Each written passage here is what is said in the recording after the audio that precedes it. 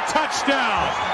The route, and Randy Moss, without even really being able to run, as he shoots the moon to the pass, pumps to the left, 8 seconds left. He gets away from the pressure, fires to the end zone. It's caught! It's Greg Lewis! Oh my heavens!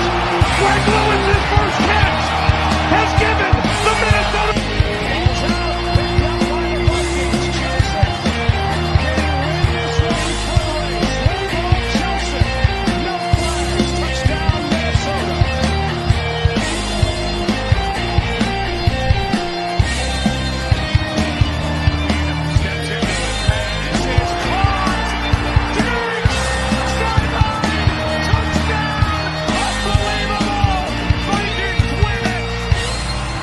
Four, 3, 2, 1, 0. Hey, what's up, everybody? Welcome to our live show tonight, breaking down the Vikings win over the Cardinals. Also, we're going to talk a little Kirk week. It is that time. Kirk is coming back to Minnesota. This is House Calls with Skull Doc, brought to you by Minnesota Sports Talk. Joining me, as always, is Dave. Dave, what's up, dude? Not much, man. I'm still sick. Doing whatever I can to get back. This reminds me, when I first started my channel, I had COVID. When I did my first podcast for like 2 months, I had COVID, so I was constantly coughing into the microphone. So I'll try to mute myself as much as I can. Yeah, I'm feeling it too, so I'm going to sound real nasally today. Absolute crud is going around South Florida. Yeah, it's everywhere. But yeah, let's start out the show. Everybody welcome in. Bring the questions to us. Jump in whenever you want. But let's just break down the win over the Cardinals. I don't think it's what we quite expected. If you listen to our breakdown of the game leading up to the game, which we release on Saturdays now, we record Friday nights. We expected kind of an easy victory against that Cardinals team. First game at home for the Minnesota Vikings in over a month. We thought that crowd was going to be juiced. It wasn't, and the Vikings didn't give them a big reason to be juiced. But you know what? Booing us. They were booing us. I probably would have been booing too. Like, the offense was so bad. But still, like, sometimes I feel like the crowd just needs to bring it, even though times are tough, especially on defense. That place was way too quiet multiple times. All the beat writers said it. Like, kind of disappointed in the fans who went to the game. I think it picked up late in the game. It did. I think they did. They got out of their whatever they were in. Yeah, and I had the freaking TVs behind me. I was like, it's not loud there. It's not loud there. But my initial thoughts is that first half is just offensive line blocking assignments just were off, and I went back and I focused on the line. I used to do this last year, and I'm fine with Dalton Reisner. He played very good. I don't know what his scores are or whatever, but he didn't miss a damn thing, and he even run blocked pretty good. Two guys that screwed up, and that was O'Neal blocking Reisner's guy instead of blocking out.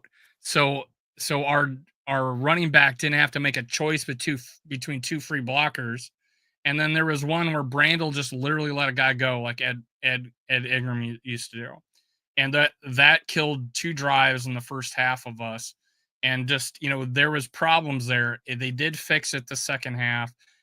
Now, 2 of the sacks early on, all on Sam Darnold. It was a free guy. I mean, no, we couldn't block all of them. But there was a receiver crossing his face. Throw it at his ankles or whatever. But get rid of the ball and don't eat a 10-yard sack, man, or 5 10-yard sack. So that was the problem the first half. But tell me what you thought, and I want to save the second half for all the good things I want to say.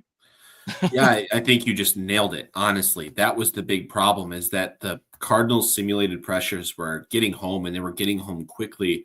And it wasn't that the line was losing, like you said. It was just that they weren't blocking appropriately. Their plan was flawed. You talked about O'Neal blocking the wrong guy. I think they actually slid that entire line left on that play. They just guessed wrong. They thought the pressure was coming from the left. It came from the right. They guessed wrong. They lost quick. I can tell you what Reisner's score was. He had an 88 pass blocking grade. Ed Ingram has never had a grade over 83. I watched every play, man. And Reisner's, I wanted to say, I heard people, I've watched some shows and I've said, people bitching about Reisner. And I've been not the biggest supporter of him this year at all. And I'm like, I want to see him. I want to go back and look at this game and see what people are talking about. I'm like, you're not talking about fucking Reisner. I know that because he played freaking good. And the only reason there was a sack is because O'Neal didn't block out. And like you said, they kind of went to the left, but Reisner wasn't able to block anybody because O'Neal took his guy and two guys come off the edge. Our running back has to make a choice. Yep. Neither choice is good.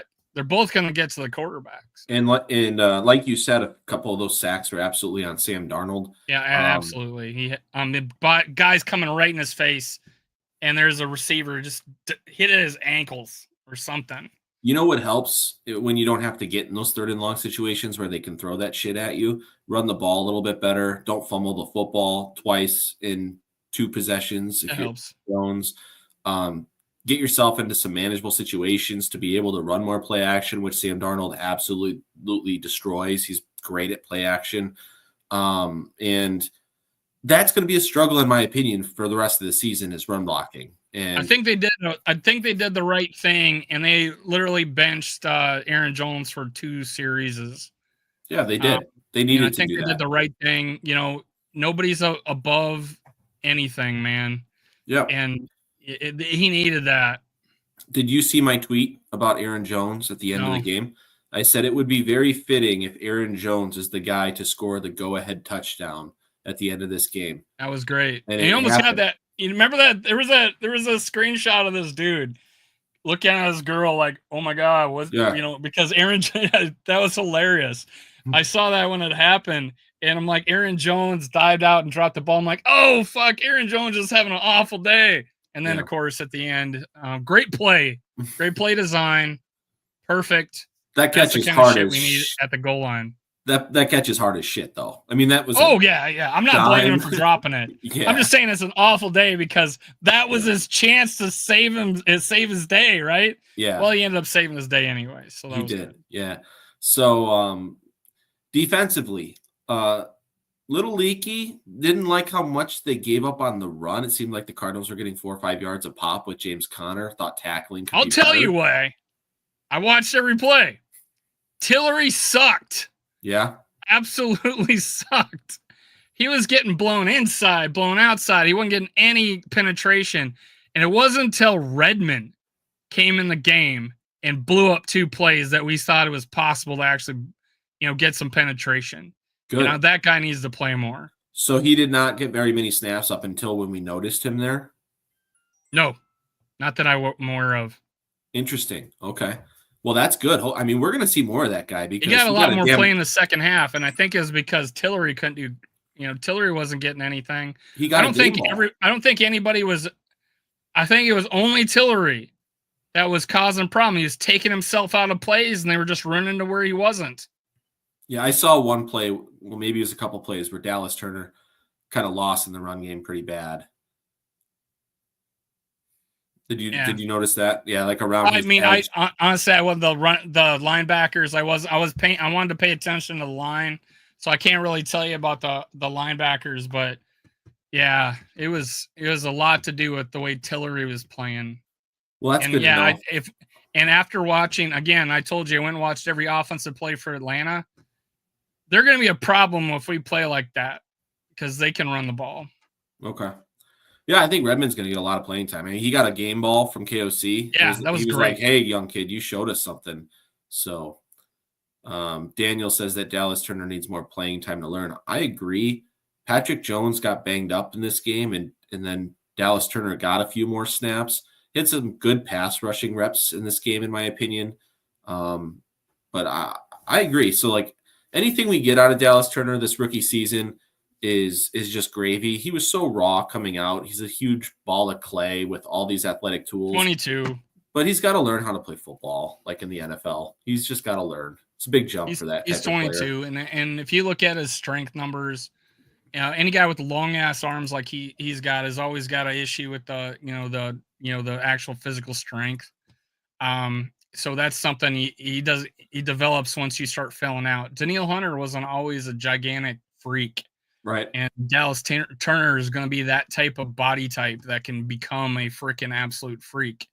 Just not there yet. But I'm completely patient on Dallas Turner. Yeah, as we should be, for sure. I think school state of mind. He's not a big super fan of Reisner.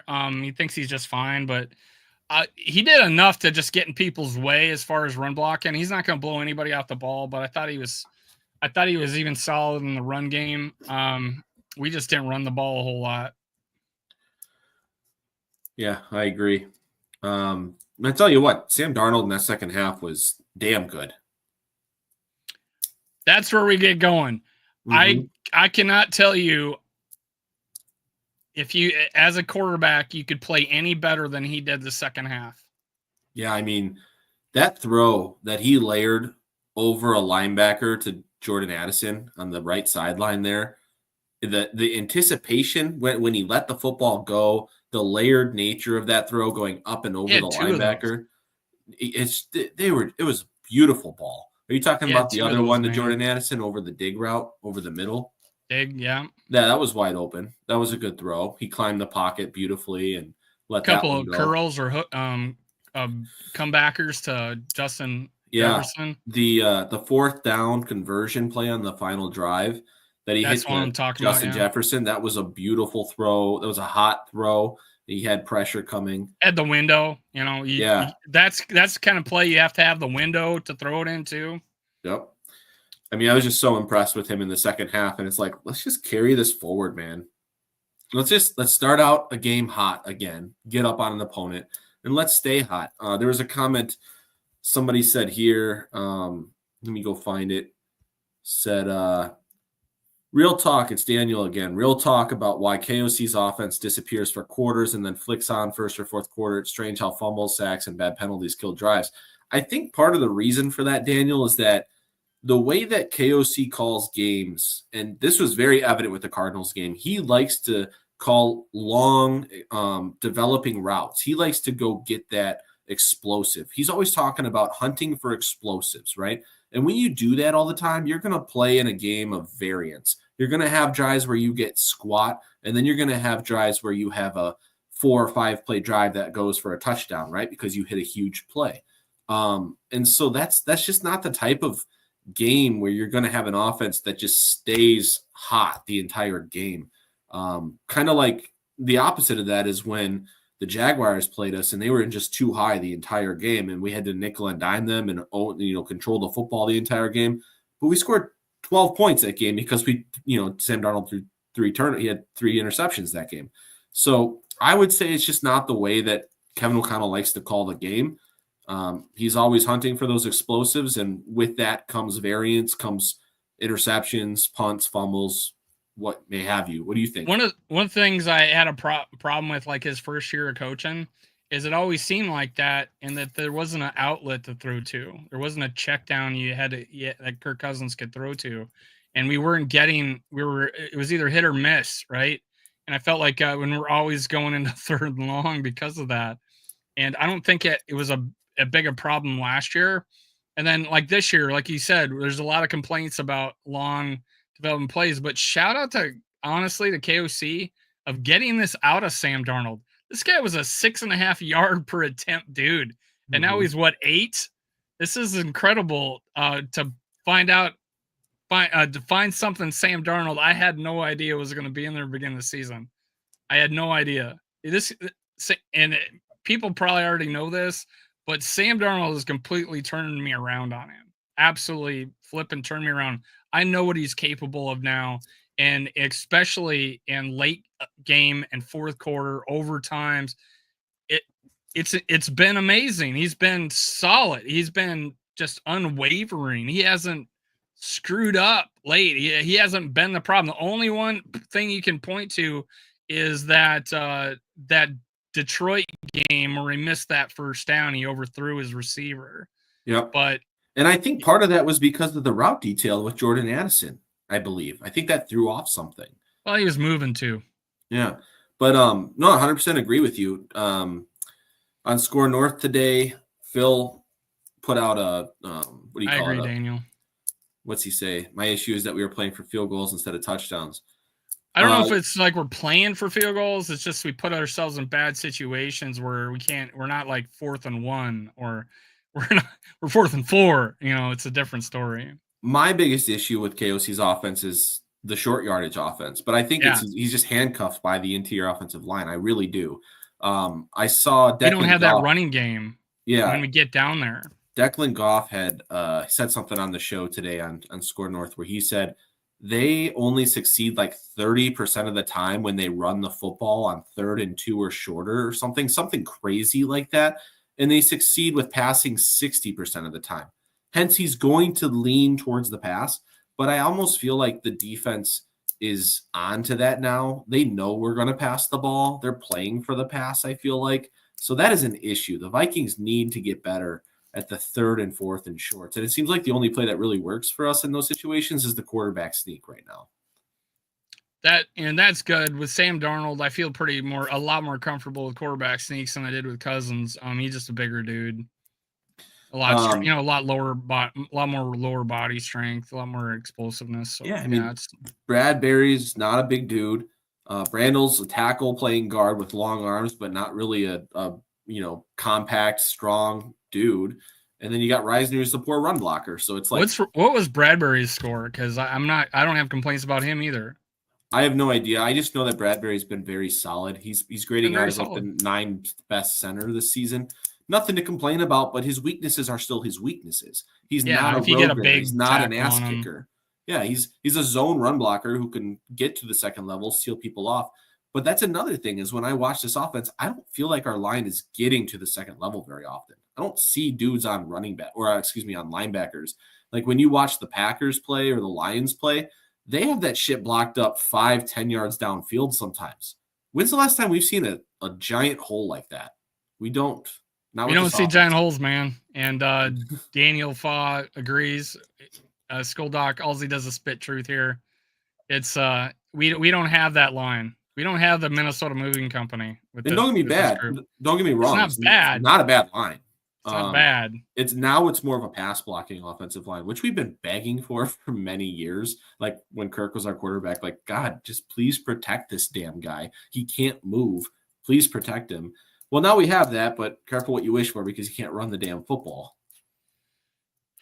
And I want us to look at a little more deception, a little more deception to get people off the edge. There was a nice run by Cam Akers off the right side, like when he came in. It was nice. I mean, it was a good read. Everybody kind of just took their guy and go with them. And that's one of the things with run blocking. Sure, the ball's supposed to go there, but your guy jumps inside on you or jumps to the hole you're supposed to block. Fucking just shove him that way. Yeah. And let the guy cut right over the top of him. Sometimes I'm just wondering, what are you doing? Just take him down to the ground. Let him go that way. The CJ Ham snaps did not go well this game. Did you notice that on your rewatch? I was not happy with CJ. He had a lot to deal with. He's over. He had some linebackers that were just bigger than him, and overloaded. There was a pitch play. The line actually blocked amazing on it, and he just got blown up by the linebacker. He took him out and the running back, which was Cam Akers. It seemed like every time CJ Ham was in the game, they rolled either Budda Baker or the other safety down, like to the line to just account for it. And we didn't really get them back with like some play action off of that. What would be nice in those situations is then, have them fake block and sneak them out. Yeah, exactly. When do you see that anymore? Yeah. It was unfortunate because CJ had a great game against Chicago. And then got a game ball. And then the next week, it's like it just wasn't working. So I thought we found something there with CJ Ham, bringing him in more with some 12 personnel, and didn't work. So on the fumble he had, he was bobbling it, And then when he tried to get his feet, he was holding like a loaf of bread, and the guy just punched it out. And Daniel thought it could be. I don't know if he's got a flak jacket on or whatever. I don't know how much that would cause a problem, but on that fumble, yeah, he bobbled it, turned, and then he was going down. The guy just punched it out. Perfect punch. Yeah, man. I think it's just ball security. Just hold on to that damn thing. He's got to turn around, grab it with both hands, and then just go down. Yep. You got the ball. You got your yards. They talk about 3 points of contact all the time. I don't think he had go 3 down. points. Yep. Right. 3 points of contact. Well, this win felt like a 2022 special to me, right? You get outplayed most of the game. You find a way to win it at the very end. And your win probability was less than 10% with 3 minutes to go or something like that. And then boom, you win the game somehow. Well, and it's not like we were being outplayed the whole game. The second half, I think we outplayed them. We had the missed field goal to come out the first half. And then we had the pass interference penalty by the rookie. They got him deep. And then the next play, he actually had pretty decent coverage, and the guy just is better than him. It was a good throw. Honestly, I was pretty impressed with the way their quarterback played. There was he's going to throw a fucking ball up. Yeah. He's just going to always throw a fucking ball up. And he did. And it went to – what was crazy is that Byron Murphy almost had a second interception late in the game, and that was with their last drive. They ended up kicking that field goal.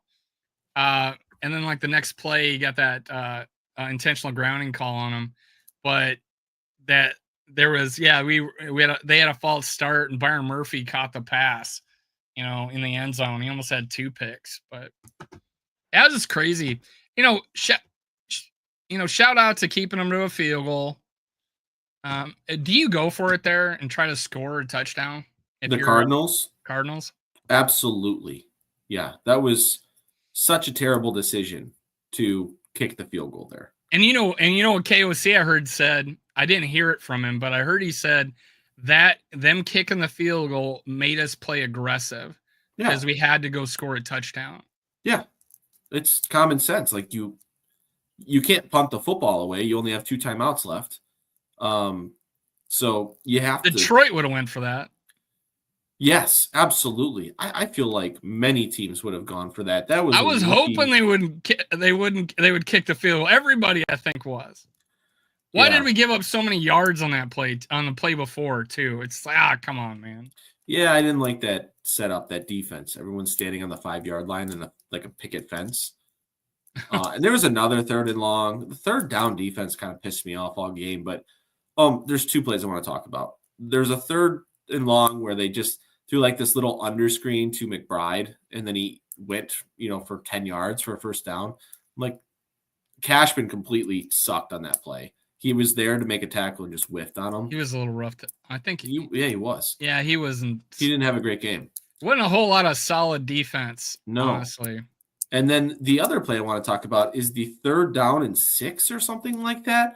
And our defense isn't down and ready, and they run the ball. They stand us up. They don't. They run a delay or whatever. They ran like a halfback dive on 3rd and 6 because our defense was looking around and standing up and not ready. Yeah, and that's just poor coaching there. That happened fucking twice. I went back and watched, and I remember when it happened the first time, and then there's Then there's that playing off the guy like 7 yards, and he needs 4 for a first down, and we got a safety on a receiver.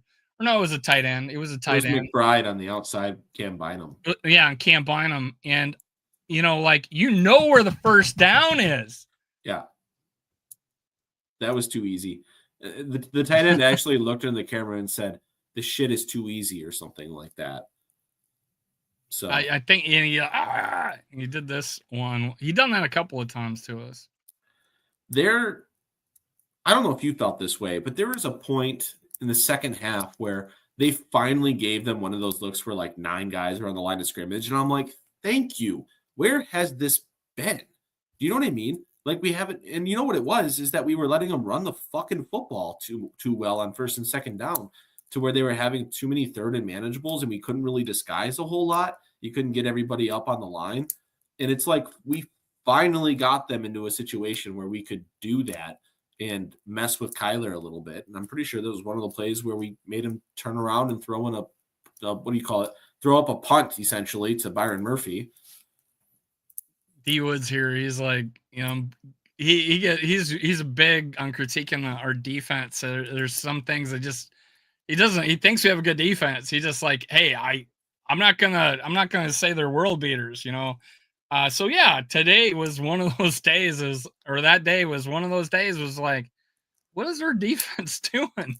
It seemed soft. It was so soft. I didn't get it. Like you're finally back at home. It's been a month. Like you're pretty healthy as a defense. What's going on? And Metellus, I don't think he had that bad of a game. I just didn't understand that. I really didn't. I was like, why does the team look flat? You're back at home. You should be kicking ass right now. The audience, the fans in the stands are quiet. And I was like, this just sucks. This whole thing. You kind of needed someone to like fucking wake everybody up. A team, Yeah, and I think that happened. Byron Murphy's interception. The place woke up a little bit. Yeah. They needed a spark. I think, Grenard, stepped up at the end. And it was smart. KOC called that timeout so he could get back on the field. Yeah, dude feels like us. He's sick. You know that? Oh, I didn't. Yeah, he was sick. He couldn't breathe through his damn nose. Yeah, pretty impressive. I did. I wonder. Let me look at this. This poll I did. I said, who has the best pickup off-season or free agent pickup? Blake Cashman, 22%. Jonathan Gennard, 31%. Sam Darnold, 27%. Andrew Van Ginkel, 20%. One guy put it. I think good. He says this year, Sam Darnold, but for the future, Grenard. I think he's going to be that defensive player that we've always had.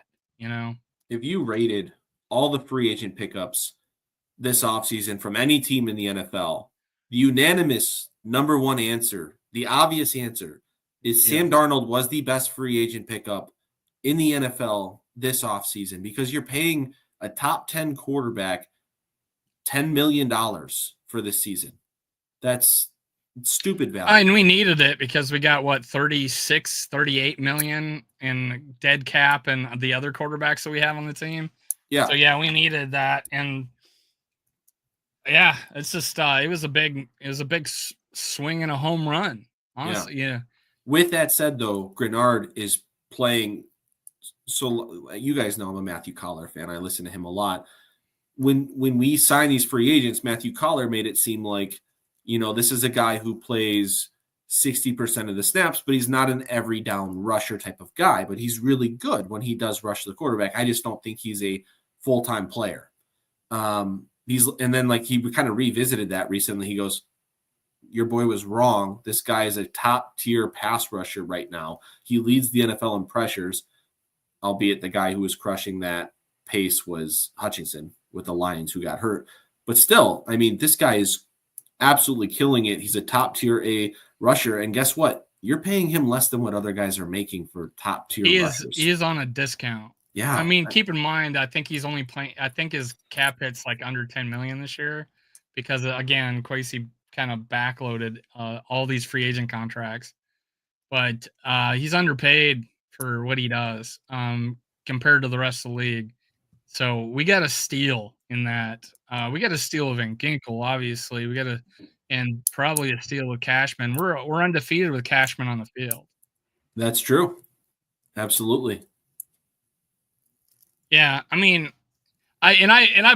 put this on a thumbnail. I go, Sam Darnold is campaigning for the job next year. Yeah, I still don't think. I don't want to play for anybody else, he said. All right, well, show us with your wallet that you really mean that. There's going to be some teams throwing some cash at that dude.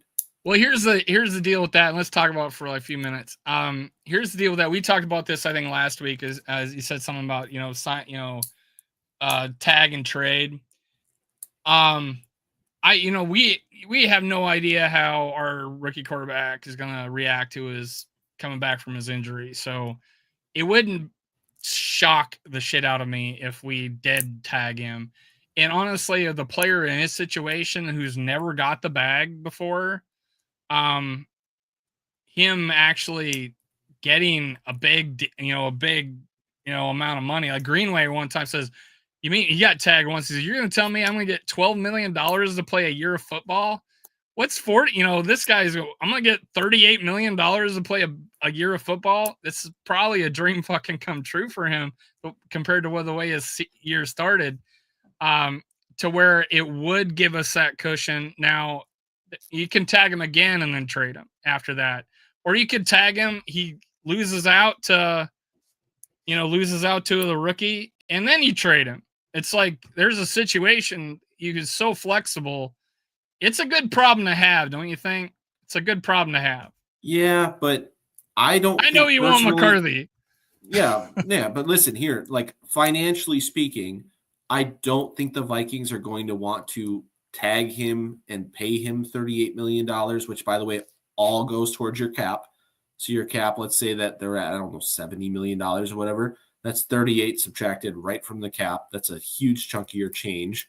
For Sam Darnold, when this is a team that has the opportunity to go with a rookie quarterback contract or potentially pay another guy like Daniel Jones $10 million next year to be the same exact Sam Darnold guy that we, did this year. Like, he could be your starter if JJ's health isn't ready to go, which, by the way, if you're listening to me, I'm telling everybody not to worry. He'll be ready by OTAs. This usually heals well, so it should be fine. First coach. Yeah, it should be fine. You're first. He's fine.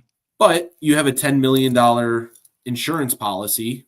That makes more sense to me than tagging and keeping Sam Darnold. I just think that if they're going to tag him, he's for sure getting traded. That's somebody else who's taking that money off of your books, and then you can still go into free agency and go shopping for whatever you need to get over this hump. That's just my thought.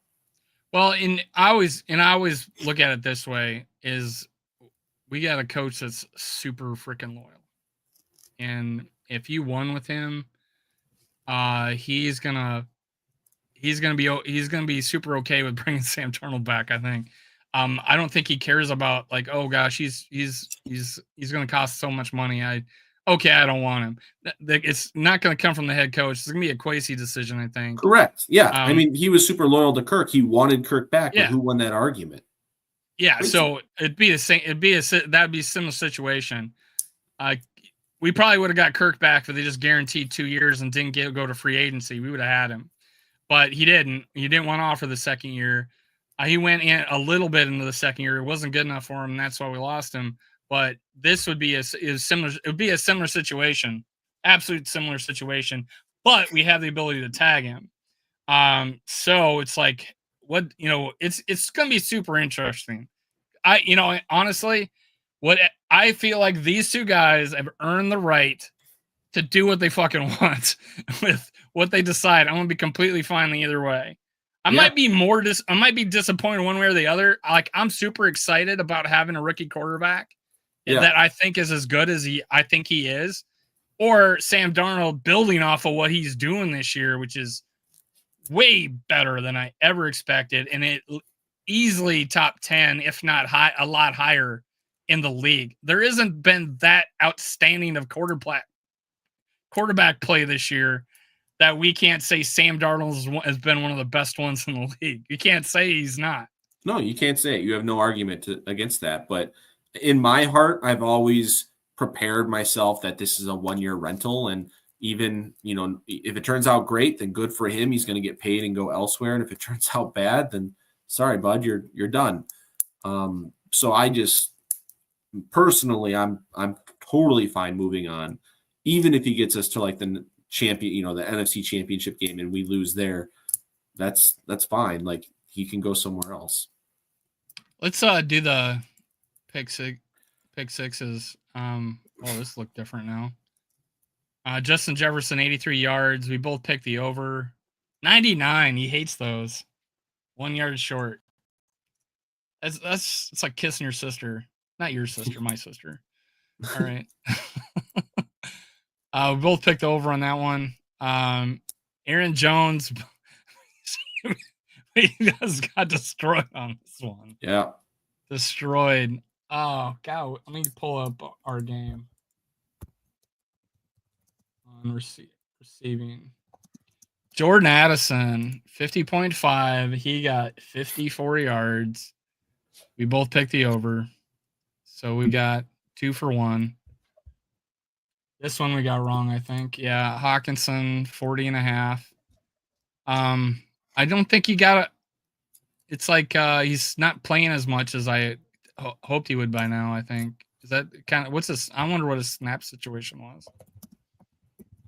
But of course, there was the whole first half was just completely a disaster. So, but we both picked over on that one. So 2-2.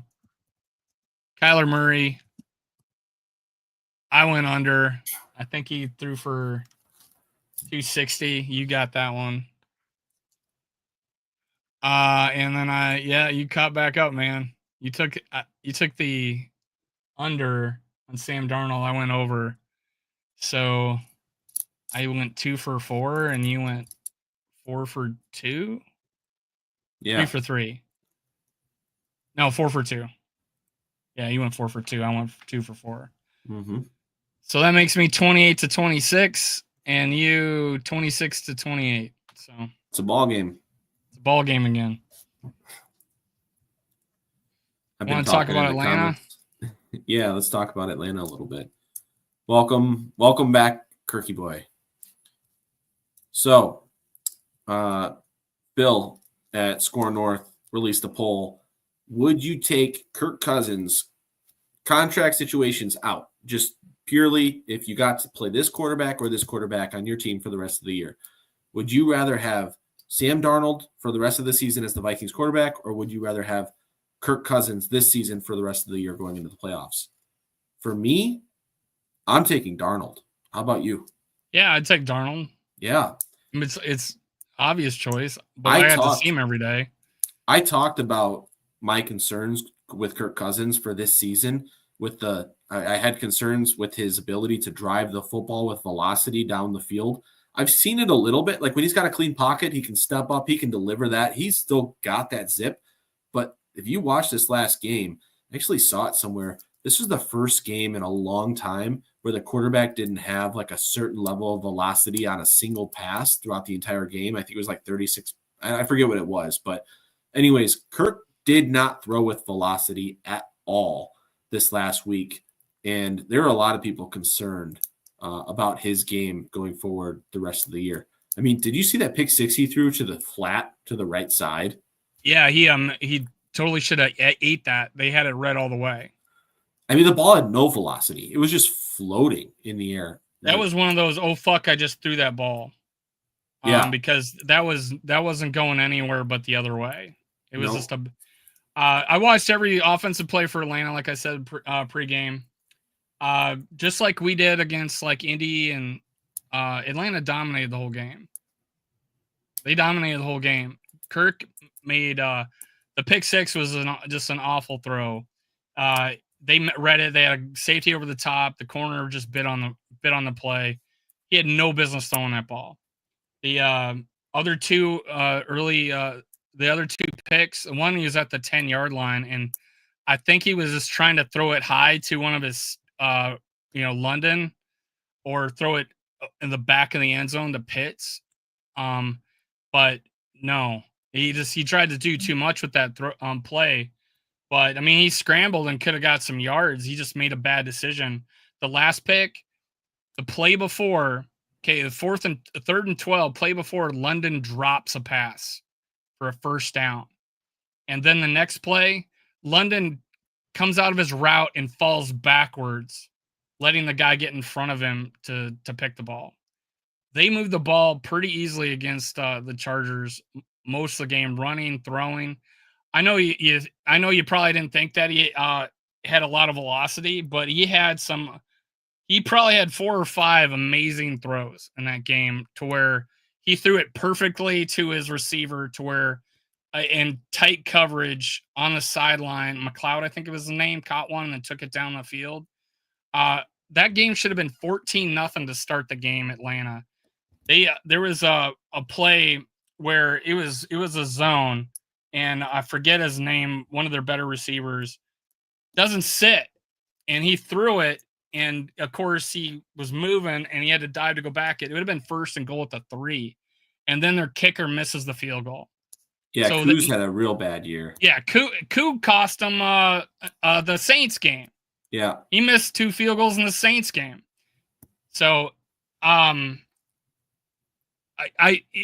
Kirk's demise is a little over exaggerated at this point.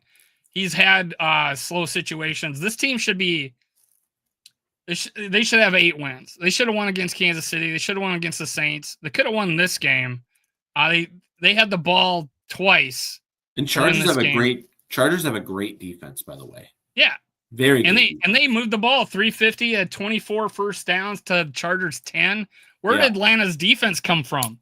That hasn't been I don't know if they have had a very good defense all year, but maybe it's been okay. See, that's where I had a lot of faith going into this game, is that their defense is dog shit. It's been dog shit all year. They don't pressure the quarterback. They don't stop the run. What exactly do you do here? Right? The Falcons had 77 plays to their 45. Right. That might be a problem if we give Atlanta 77 plays. That's not a good situation for us coming off of what we just saw our defense do this last week. Yeah, but our defense now for the last 2 weeks hasn't looked normal like our defense usually does. Yeah. But we played 2 mobile quarterbacks. I think mobile quarterbacks make it tough on this defense, the way that we want to send pressure at guys. I'm wondering if we just tee off on a sitting duck this week. Yeah, you'd think, but then you're like, what did Detroit do to us? You know? Well, Detroit's offensive line is phenomenal. That's true.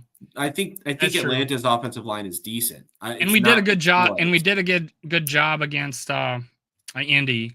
You know, their quarterback. Yeah, he was a sitting duck. CJ Stroud doesn't move super well. He moves okay, but he's not like. Yeah, and we did a good job against him.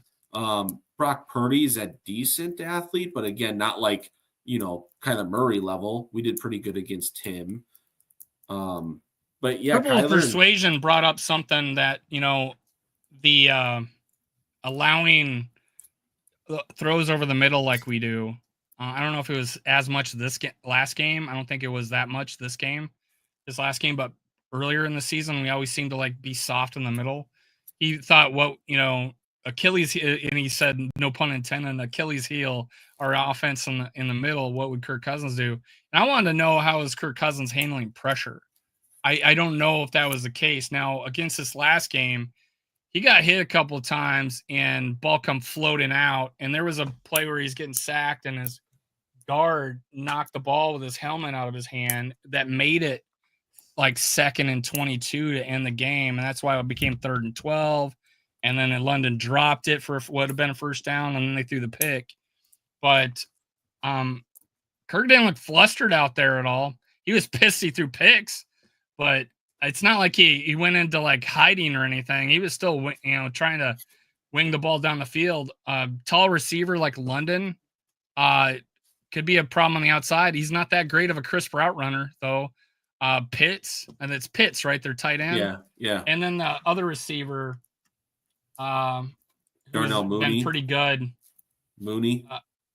That's the guy I said dropped that first drive. He's been really good. He just didn't sit down in the window. Yeah, and then of course they have Bijan Robinson. So we've been good against the run all year. I'm hoping that carries forward against the Falcons. And Algiers has had great games. Mm-hmm.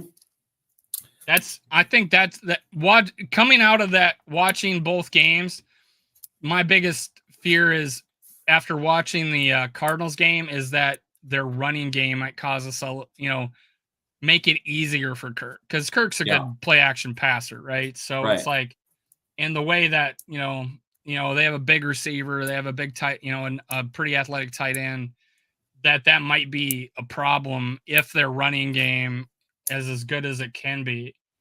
And yeah, Bijan Robinson had a good game.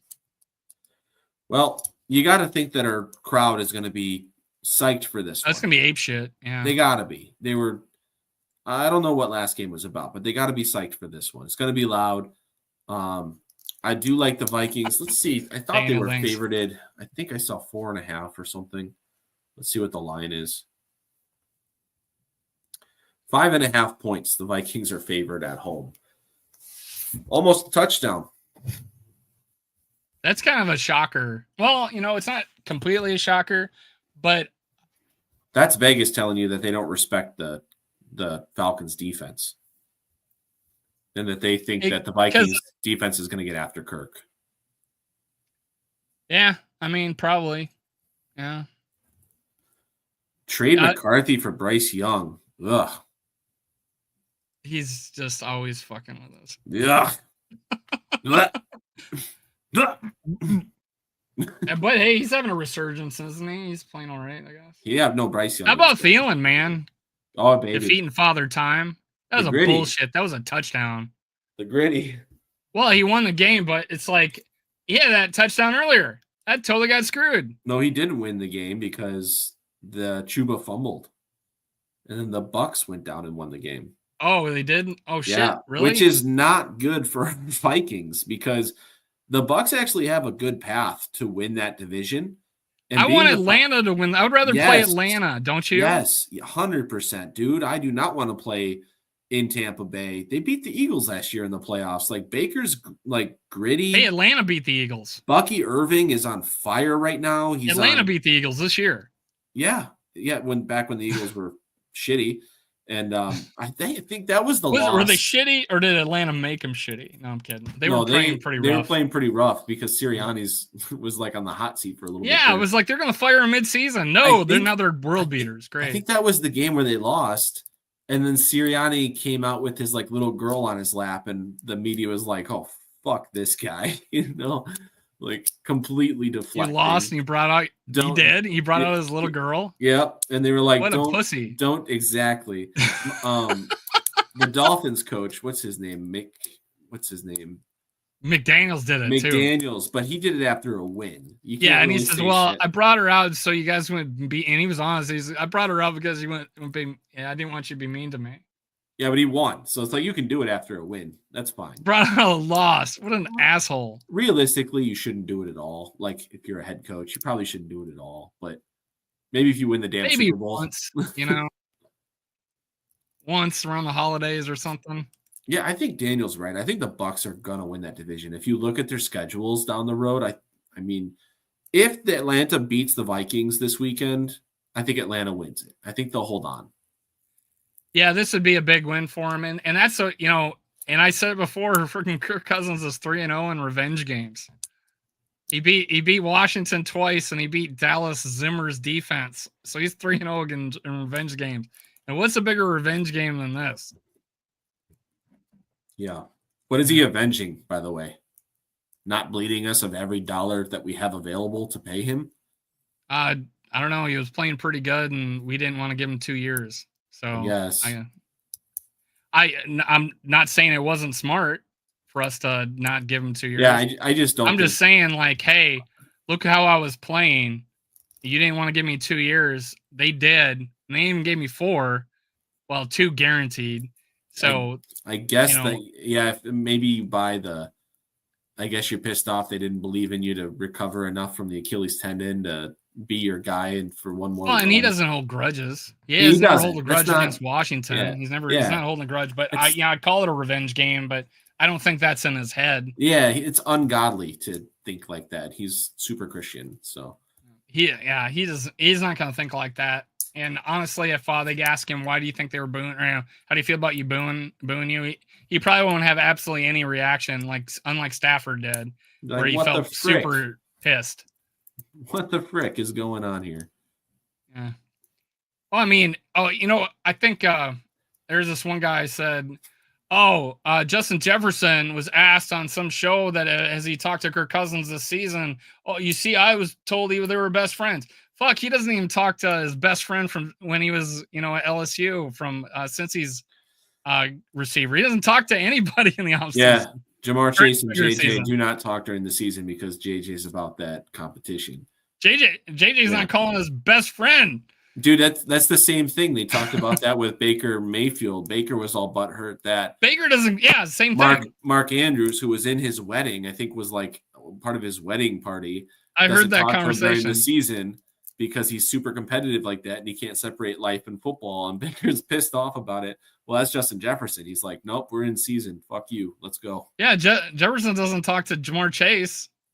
They talked about that. Yeah, we don't talk. Yeah, we don't talk during the season. I think a lot of people are like that. Does he talk to Thielen? You know, they were good friends. You know, it's amazing what Thielen is doing at his age. He's 34 years old. He's still playing damn good football. Yeah, he's good. I like him. I love him. He's one of my favorite players. He was my favorite player before he left. And then Harrison Smith, of course. Now his rise to fame was just awesome. We won a Super Bowl. There'd been a movie made about him. Yeah, practice squad guy, special team ace. Oh, sure, go out there and play receiver. All pro fucking receiver. Like, he's just great. Uh-oh. Stat of the day. He's 1-1 all time against us. Daniel. I think Brian Flores is going to have some success. He's Kirk is going to get us a couple times, but I think that we're ultimately going to pressure the hell out of him. They got rid of the ball quick a lot in that game. They threw it to their running backs in the flat, let them run with the ball. They got good running backs. They got good offensive weapons. Not to our level. Like London's a good receiver, but he's not refined at all. Right. He can moss people. Pitts is solid. They're not on the same page all the time, and that's been my viewpoint of them. I've seen them because I would have our game, and I would have like 3 or 4 other games up here, and I'd have Atlanta up just to check out what's going on, and they didn't always seem like on the same page. But when they did, Pitts has an effort issue. That guy quits on his routes routinely. Who is it? Kyle Pitts. Yeah, and they took him at number 4 overall as a tight end. He had a great rookie year with like 1,000 yards. Yeah. Since then, he's just been meh. He's had some good games, though. I don't think he's had one in a minute, though, unless he just had a good game. I don't know if he had a decent game this week. Oh, shit. He went 0 for 0. He had 0 catches for 0 yards. Yeah, dude. That was who he was throwing to in that end zone on that second to last pick. Daniel says that Kyle Pitts can only run straight. I think he's right. Like, he's fast in a straight line, but I think he's kind of rigid. Yeah, it's not a great. Let me look at game log. He's at 35 receptions for 494 yards, which isn't shitty, but not what he's done. Like, he had an 88-yard game, a 91-yard game. But yeah, he's been dog shit the last 2 weeks. And 3 of the last 4 weeks he's been dog shit. So yeah, I don't know what the deal is with that. His last good game was week 8 against Tampa Bay, where he went 4 of 5. So 4 receptions on 5 targets for 91 yards. 2 TDs. And 2 touchdowns. And every other game, he had another. Actually, he only does well against Tampa Bay because the first time he played Tampa Bay, he had 7 catches on 8 targets for 88 yards. Decent game. But every other game this year. Those are 2 of like Kirk's best games he had too. Yeah. And he's beating the other team, Yeah, it's crazy though when they played Tampa that first time that he beat Matty Ice's record on Matty Ice Day, which was insane. That's like some I don't know. It's like throwing a thing was like I forget which pitcher threw for the Yankees threw like a no-hitter on the day they were honoring one of the Yankee great pitchers. It was like a crazy game. Then 509 yards or something like that. It was crazy. Darnell Mooney, he's been pretty streaky, I think, too. Yeah, he was real hot to start the season, and I feel like I haven't heard much lately. Well, he's had a good stretch. He had like 105 yards that Tampa game that Kirk did that 509. But then, he had another good game against Tampa, Dallas, New Orleans, and then the last two games, Denver and Chargers were awful. I mean, those were just two awful games. Well, I'm going to say Denver was pretty awful. Chargers was just pretty awful because of the picks. They were moving the ball and their defense played well. So it's a game they should have won. Before we end the live chat, let's talk about the Thursday night game. So great matchup against the Packers travel to Detroit, take on the Lions. Let's take a look at that line right now. I think it opened Lions -5, and I think it's moved to Lions -3 or something like that. Yep. So Lions -3 over under at 51.5. I kind of like the Packers in this one, just the way that both teams have been playing lately. Oh, where's it at? In Detroit. The Detroit realistically should have went to overtime with the Bears. The Bears messed that up. The Packers beat up on a South Florida team in sub 40-degree weather. Who knew? So Detroit's not getting healthier, right? No, they are beat up on defense. They are beat up. I just talked to a Detroit fan a little bit ago, and she was like, "Yeah, we're just ambulances are leaving the stadium every game." It's like, I'm like, yeah, I heard that you guys just injured all the time. That makes a huge difference. Daniel thinks that the Lions win. Let me ask you guys this: who do you want to win for the Vikings' sake? I will accept the results. I know that you sit on a poll on this one, but in your heart of hearts, what do you want to happen? My brain tells me the Packers. Yeah, I think so too. Because I do think if you look at the Lions' schedule coming up here, let me pull it up.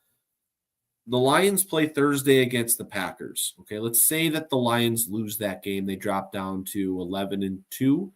Vikings win. We climb to 11-2, right? We're tied with the Lions. Mm-hmm. The Lions would have 2 NFC losses. The Vikings would have 2 NFC losses. The Lions would still hold the tiebreaker there because of their win over us, so that Week 18 game would mean a lot at that time. But the Lions, the week after the Packers, they play home against Buffalo. All right, so they get a little extra time to prepare for that one, but they play a 3:25 game. Buffalo goes to Detroit. That game's going to be phenomenal. That's going to be so fun to watch. So here's also a point is that if the Packers lose, then we're 2 games up on them. And the Lions still got to play Buffalo, and if they lose that, we still control our fate. Yeah, we but get that cushion against the Packers. I think that's true. I was going to say, so the Lions would lose to the AFC team. They drop to 11-2. So in that hypothetical scenario, the Vikings have to win out. Yeah, we win. Well, yeah, I think we got to win out anyways. Probably. Yeah. Well, hold on. Let's play the hypothetical game here. Let's say the Lions. If they lost the next 2 games, then we wouldn't have to win out. Correct. So let's say the Packers win, and then the Lions lose to home against Buffalo. Then the Lions play at Chicago in frigid temperatures. Okay? That's not going to be a gimme game either. Yeah, it's not a gimme game. And will the 49ers, will they be healthy? It's at San Francisco. Then they play Monday Night Football at San Francisco. And then they don't have a very favorable schedule. No, and then they play at home against the Vikings in Week 18.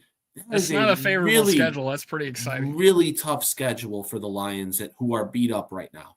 They could easily lose 2 or 3 games as well as they're playing right now. Wouldn't that be great? Let's look at the Packers' remaining schedule. Packers got the Lions this Thursday, and then they play at Seattle Sunday Night Football next week. That's hard. So they have an extra couple of days to get ready for that because they're playing Thursday night this week.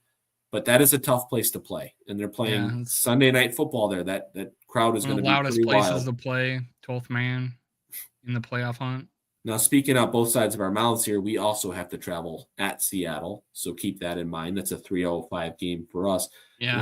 Then Monday Night Football the following week, the Packers have the New Orleans Saints Monday Night Football. I think that's an easy win, but the Saints are kind of a scrappy team.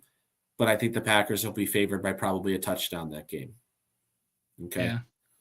The game then after that, the Packers come to Minnesota, play us on the road. I feel like we're going to be favored in that game. And then week 18, they play the Chicago Bears at Lambeau at noon to finish out the season. They own the Chicago Bears. That's at home. They're probably going to win that game. So if you look at the teams here, I think the Packers have a pretty favorable schedule. So like you said, I'll accept the results of the game. If the Packers lose, it's not the worst thing either for us. Yeah. Just knowing that Detroit has some tough games. They could easily lose at Chicago, against Buffalo. They could lose to us week 18. There are some games that Detroit could still drop. But if the Packers win this week and then beat Seattle on the road next week, that's getting to be a scary proposition, right? Then you absolutely have to beat them in Minnesota. You can't let them take that game. Otherwise, the Packers might end up with the damn division somehow. That's crazy. That's crazy how things could turn. This is going to be fun. Anybody think we would have the toughest division in the league? Isn't that funny that we really haven't been worried about the Packers? Like, and they're just one game behind us, but we haven't talked about them that much this season. Yeah. I don't know, man. It's I'm just having fun. Hell yeah. This is supposed to be a rebuilding season. This is so fun. I said we were a win now team, man. I was worried about what we would do at quarterback, and God, thank you for putting a lightning bolt in Sam Darnold's arm and rewiring his brain to figure out KOC. And I kind of wonder what could Sam Darnold go somewhere else and continue this. He would have to go to another coach style like KOC, right? Chances are not great. Yeah, you're gonna go to some team that this sucks. Much support, yeah. You're gonna go to some team that sucks. Like someone, I think a Raider said, we're just kind of figuring out if we're, the Rams would be Sam perfect Darnold next year. If Matt Stafford retires, the Rams would be beautiful for him. That would be the place to go. Yep. Yeah, I could see that. Good call. Good call. That's what I'm here for, baby. I know. That's why you're spitting out gold. We spit out gold here. Let's end the show on this question for you. Trying to put all biases aside, is there any coach in the NFL that deserves Coach of the Year more so than Kevin O'Connell at this point? I see the arguments for the other coaches that are in that list, but yeah, expectations and results are so vast and what he's done to rejuvenate what was considered a bust at quarterback, it's a no-brainer Coach of the Year. No-brainer. And he got screwed the year Daboll one too. Yeah, I agree with you. If you look at coaches who win that award, it's not Andy Reid who wins 13 games with Patrick Mahomes. You know what I mean? Honestly, Andy Reid could probably win every year. I call him the GOAT. I call Andy Reid the GOAT. It's Dan Campbell. So Daniel just brought up a point. He says, if you go by wins, the Lions head coach. That's what I was going to say is it usually doesn't go like that. Like, Campbell has been an awesome coach, but the expectations for that team this year was to win 12-plus games. So how many people are looking at him and, like, giving him all the flowers? Because we expected that. But when you look at Kevin O'Connell's squad, there was a USA Today thing that projected us to win 4 games and pick, like, number 1 overall. I'm not saying that person knew what they were writing, but at the same time, it's like expectations outside of the world, were very low for this team. Because of Sam Darnold. And that type of storyline drives this award. Those are the people who are voting on this award. The idiot nationalists who don't really know much about each team and they go with storylines. And for me, and this was the big thing. I know, you probably know how much I hate tankiers. We need a tank. It's the only way. We're going to need a higher draft pick to get a good quarterback. Is that coaches? That means our coach will get fired, and KOC is not going to be here if he's 3 years into a losing career. They're going to have to change and just like Eberflus. You'd be Eberflus right now if we sucked that first year and purposely tanked last year, and then this third year he's starting with Sam Darnold and we tank again. I mean, there's a video out there of a guy saying it wouldn't be the worst thing in the world if we tanked and got the first pick of the draft this year. And I have it archived. I have that fucker archived. I'm not lying. Short on coming if we win the Super Bowl. So, yeah, it would have been a disaster if we tanked this year. Why? Because I think Kevin O'Connell is our forever coach, that he's going to be able to write his ticket to when he wants to leave our team. So I did not want to lose. I thought we had the players. I thought I put a lot more weight on coaching in changing a team. Like, for instance, Denver. Look at what they're doing, They're winning. Who expected that to happen? Bo Nix was supposed to be the shit quarterback, and he actually has better stats than Jaden Daniels, but Jaden Daniels is leading the, rookie of the year, and how many experts was like, Bo Nix is awful. It's going to be, anyways, there's coaches out there that are just good, and we got one, we got two, we got three, we got four, we got a great coaching staff. And no, tanking is not the answer. Good coaching and keeping them is the answer. Yeah. But I tell you what, it helps to have a high pick if you need a quarterback. I'll just say that. Sometimes we had one. Sometimes you hit. Yeah, no. We had one. Yeah. We fell into a great situation. I don't think it could have been any better. No. Honestly. Other than Jay McCarthy staying healthy. Quasey talked about how statistically speaking, it's easier to tank, to tear it all down, to build it back up and build a winner. Statistically speaking, it's easier to do that than to do what the Vikings did and try to thread that needle and do the competitive rebuild. But we nailed it. I'm like, kudos to Quasey. I know I've heard that, and I probably agreed with that at one time. Who has that been? Who has what? Who is the team that tore it all down and then won Super Bowls or got to them? I'm not great with this stuff off the top of my head, but I'm sure there's examples, right? Like there's quarterbacks that you find shit. Like I'm not ready. Cincy, maybe. I guess you could probably say Cincinnati. The path is there for Chicago if they hire a good coach. That Caleb Williams looks like he's a very good player. Right. I think it starts with the coach, right? Yeah. And that's what I'm saying too. But here's the deal. If you set that coach up with, I'm going to just trade all these players away, and then they go out and win 3 games, it's like, and you can't get coaches to come coach with you, and then you can't get players from free agency. Yeah. You're kind of stuck in that cycle. I don't know how much. Bob just threw out the right answer. He said Detroit. Detroit's been tanking forever, but they finally hit on their picks. Amon-Ra, Sewell, Gibbs. This team was built on draft. And they drafted who? Tanking. At quarterback? Well, they traded for their quarterback. Yeah. They got a good team, and they hit on their picks. They got a good young team, and then they hit on their top 10 picks, Dave. Their top 10 picks. Like I know they drafted really well, and what do we have done? Not so well. We hit a couple guys like Darisaw and Justin Jefferson and Addison with picks that were in 20s. By the way, that's what. Yeah, that's we hit difference. Those. Yeah, because we're lucky as shit, right? Yeah, I mean just. You don't find Justin Jefferson and Christian Darisaw in the 20s very often. And this is why I don't know, we're arguing or something here, but you just said that, hey, you got to get the high pick to get that quarterback. That's how you build. That's statistically how you do it. It helps. And then the example is given as a quarterback that that they traded for that actually went to a Super Bowl and had like 4,500 yards throwing. Yeah.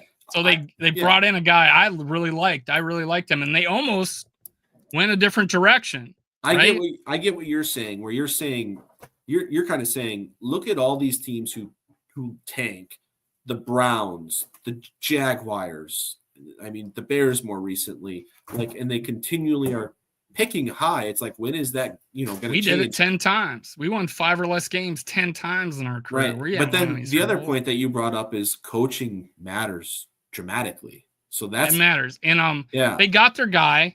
They got their coach they wanted. First year wasn't good, right? First year wasn't good. Mm-hmm. But then they didn't go tank again. They didn't go tank again. They didn't we're not going to be any good. So, they went 1-7 to start the year, traded one of their best players, got some picks, got it. But they went and won 8 games. 9 games. They went 9-7. Holy crap. They finished the year strong. How many Viking fans do you think would have been going, I can't believe we're winning right now. We should be trying to tank so we could get that high draft pick. Lions put that momentum into another year and almost went to the Super Bowl the next year. Yeah. I remember, so the season, just last season, going into last season, right? Going into going into the JJ McCarthy draft, where I was like, and at the end of the season, we're playing teams, and we knew that we weren't going anywhere after Kirk got hurt. I was like, we need one of these picks. I don't want to be the team that's sitting out of the party or left out of the party with one of these quarterbacks. It's supposed to be one of the best quarterback drafts in the history of the NFL. I don't want to be the guy without a pick.